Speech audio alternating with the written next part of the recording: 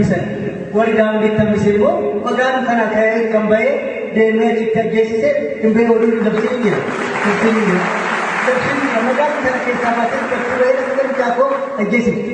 Isheen amma nagadhiisa itti watuwatti miidiyaan warri dhageenyaan itti immoo anoo nama saballeesseen qabsiisee maaliif namni gadhiifame jettee watuwatti jechaa nan dhagaa. Egaa maalaan godha hunan qabu otoo hunda qabaadhee otoo mas ta'e otoo ishiinas taatee waan madhumuu kootu sodaa dhufu hin qabu gaafa tokkicha madhumaa ishiitti dhufee ishii biliksee dhaqee hojjechaa tolche. Egaa kanatti ta'e mootummaan dawoo kennee fi dawoo kennee mana hidhaa ishee dawoo. Viidiyoo isa jalqabaa irratti akkuma dhageessanii isheen takka gandina dhiisaa ani hin beeku ajjecha Haacaaluu irratti namni dhumatti wajjin turte gandina dhiisaa ani ajjecha keessaa harkan qabu jechaa jirti mootummaan kaayeeti qallabaa jira jedhani obbo Boonsan. Obbo Boonsan immoo akkana jedhani manni murtii Laamroot bilisaan gadi lakkifne ture. Yeroo sanayyuu mucaa kiyya nyaachifteeti yookaan ofiisiitii nyaatteeti. Bifa akkanaatiin gadina dhiisaa jechuun ishee baay'ee akka isaan yaachisee fi wanti ta'aa jiru baay'ee isaan akka isaanitti hin tolle jalqabumarraa dubbatan. Viidiyoo sanan arganne malee nama mucaa kan koo nyaate nan beeka. Nama mucaa kan koo ajjeesise nan beeka. Humnan dhabe malee jedhanii abbaan Haacaaluu yeroo adda addaa deebisanii dubbataa turan. Erga Haacaaluun ajjeefamee kaasee dhimma kanatti dhiyeenyaan baay'ee hordofaa waan tureef erga Haacaaluun ajjeefamee kaasee maatiin kun akka hin dubbanne akka miidiyaa irratti hin dhiyaanne sirnuma awwaalcha isaarraa kaasee gaafuma jalqaba gurbaan Haacaaluun galaafatame irraa kaasee gurbaan amma BBC irratti dubbate kana dabalatee eenyullee akka miidiyaatti hin dhiyaanne godhanii waan isin ajaa'ibu maatiin Haacaaluu hangammaa miidiyaa lama qofa irratti kan dubbatan. Miidiyaan tokko OBN yoo ta'u, miidiyaan tokko immoo haala mijeessanii maatii Haacaaluu keessaa warroota as biltsiginnaa warra diyaaspooraa jiran wajji ta'uudhaan miidiyaa isaati irratti kan dubbatan jechuudha. Miidiyaa isaati kan biyya alaa kana jiru irratti jechuudha. Obboleessi Haacaaluu gaafiiwwan murteessaa kaase har'a.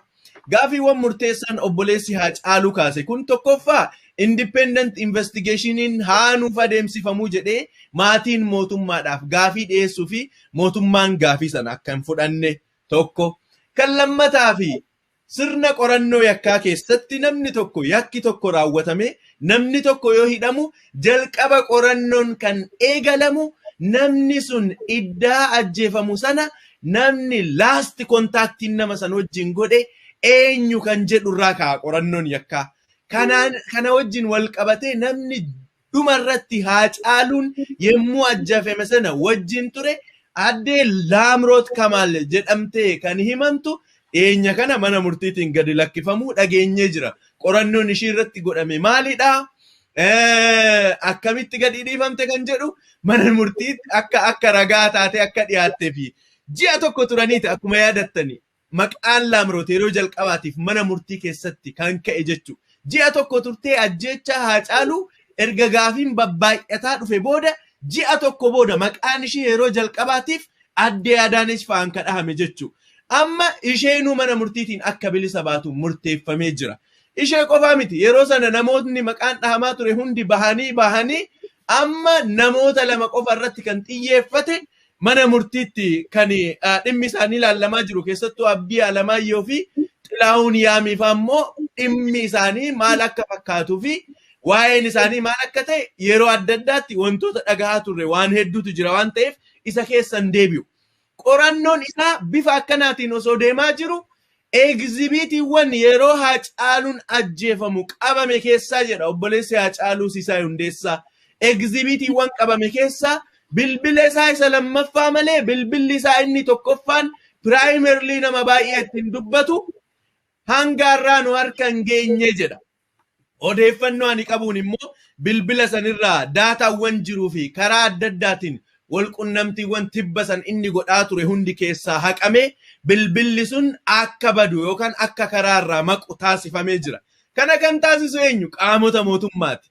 If they are not involved, keezii kana keessaa interest yoo hin qabaanne Dhaabbonni idil addunyaa garaagaraa independent investigationiin dhimma Haacaaluu irratti haa adeemu yoo jedhan ignore godhanii bilbilawwanii fi meeshaawwan inni karaa adda addaatiin yeroo sana qabaachaa ture karaa adda addaatiin qoratamee akka dhugaan hin beekamne haalli itti godhamaa jiru kun yeroodhuma yeroodhaan ragaa ofirratti bahaa deemaa jiru. Diraamaan raawwataa jiru kana maatiinis beekaa dhufee jira. Maatiin mee dhimma kana tibba kana keessa Ameerikaa keessatti ajjechawwan deemaman tokkintu ture. Tokko kan dhimma George Floyd kan inni lammataa immoo Daante Raayit kan jedhamu tibbuma kana Minnesota keessatti kan raawwate. Dhimmoonni kunniin lamaan already mana murtii gahanii mana murtiitti dhimmi isaanii ilaalamaa jira. Jalqaba dhimma kana irratti akka jecha kennanii fi akka waan ta'e irratti yaada isaanii ibsatan kan taasifaman maatiiwwan namoonni kun jalaa du'edha. Maatiiwwan Daante Raayit guyyaa guyyaadhaan irra miidiyaa irratti dhiyaatu. Maatiiwwan George Floyd guyyaa guyyaadhaan irra miidiyaa irratti dhiyaatu. Compensationiin kafalamee fi karaa adda addaatiin treatmentiin isaan barbaachisu hunda godhamee fi miidiyaadhaatti waan barbaadan akka dubbatan. Amma sirna haqaa biyya kanaa fi biyya sanii wal dorgomsiisuu barbaadee miti. Maatii karaa adda addaatiin dararanii deeninatiiwwan mootummaa akka jalaa hin kaane godhanii hangaarraa akka dhugaan Haacaaluu hin baane taasifamuun akkuma chilootii yookaan immoo dhaddacha dhimmi Haacaaluu irratti ilaalamu irratti maatiin Haacaaluu akka irratti hin hirmaanne godhamuun waan tokko immoo isinitti hima. Maatiinis baay'ee bahee kan hin dubbanne. Maatii Haacaaluu waan maal godhanii warroota qabamanii mana hidhaa jiran amananii jiru. Haacaaluu nutu ajjeefne jedhanii dubbatanii jiru dhiibbaa tokko malee jedhanii abbootii gadaa isaaniif ergaman. Abbootii gadaa warra mootummaa kanaaf ergaman fuudhanii maatii Haacaaluu akka qunnaman godhanii dhugaa isaaniiti akka yakke dhiibbaa tokko malee warroonni ajjeesanii mana hidhaa jiran amananii jiru jedhanii maatii amansiisuudhaaf diraamaan isaan hin taphanne hin jiru.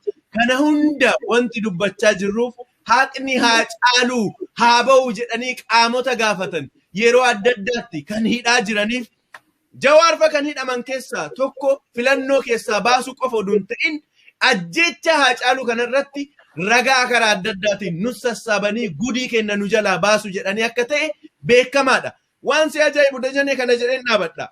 Ajjecha Haacaaluu keessatti karaa adda addaatiin investigationiin godhamu dhimmi mana murtiitti yoo dhiyaatu sirni ragaan itti dhagahamu qaamota mootummaatii fi deeninnatii mootummaatiin ala qaama tokkoofuu banaa miti. Waan adeemaa jiru maatiin wanta irraa beekuun qabu.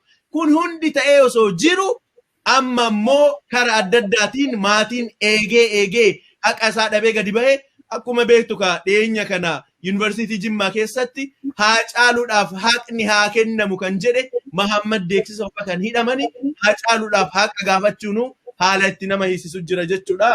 Dhimmoota biroo irratti booddee irratti deebi'a. Dajanee gara keetti hin deebi'a.